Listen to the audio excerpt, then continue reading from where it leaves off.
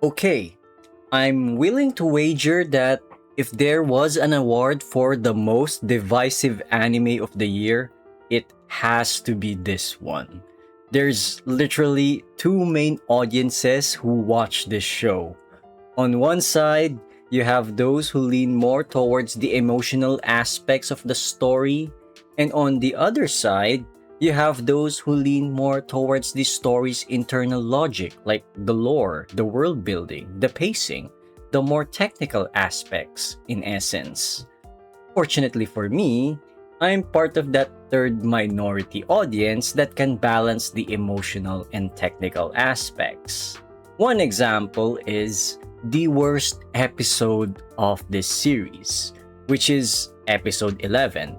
I think this is objective enough because you mean to tell me Rose and Itacho took a phone call for several minutes while under fire, and somehow the insurgents were kind enough to employ zero tactics, like flanking them when they've been relentless with killing just about anyone. I swear to the four seasons, I mentally checked out during this scene. Like, the gang's at risk of dying, and you think this is a good time for a phone call lasting as long as it did?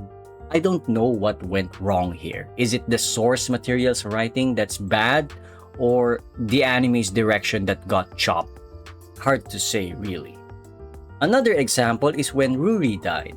I immediately accepted it as fact because even as far back as the first episode, I never felt that this was a show that was going to reverse any trauma. It doesn't work like that. I feel like everyone is supposed to live with it, so when Ayame was going to kill herself afterwards, I was against it, but I understood the crash out from her. Good thing Rindo stopped her, and the next part of this sequence was insane to me.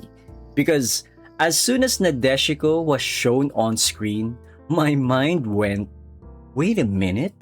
She can manipulate life and death, right? She can revive Ruri, right? And as soon as Nadeshiko said that she can bring Ruri back to life, I was cheering. I was genuinely cheering in that moment.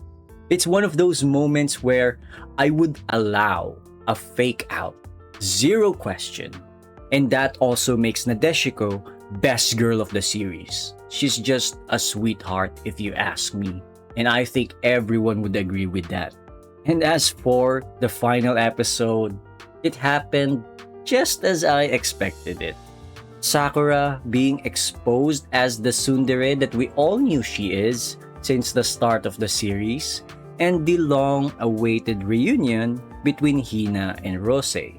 If you'll ask me, with the way this anime ended, an after-story OVA episode or even just a special would be nice, because I need to see these agents just having a life without being traumatized any further than they already have. So, the verdict? So many unresolved plot points, like how incompetent the government institutions are in this show, and the fact that the Spring Village just sucks as a whole, and we never really got to see the final fate of Mizuzu and Mikami. Then, there is the final message where it could either be interpreted as they lived happily ever after, or it could be a signal that there is a sequel on the way. But this time, we're going to see a happier vibe for our agents, which they definitely needed.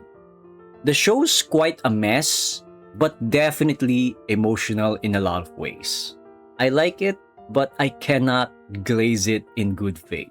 So, yeah, that's all from me for Agents of the Four Seasons, Dance of Spring. Until next time then, dear viewer.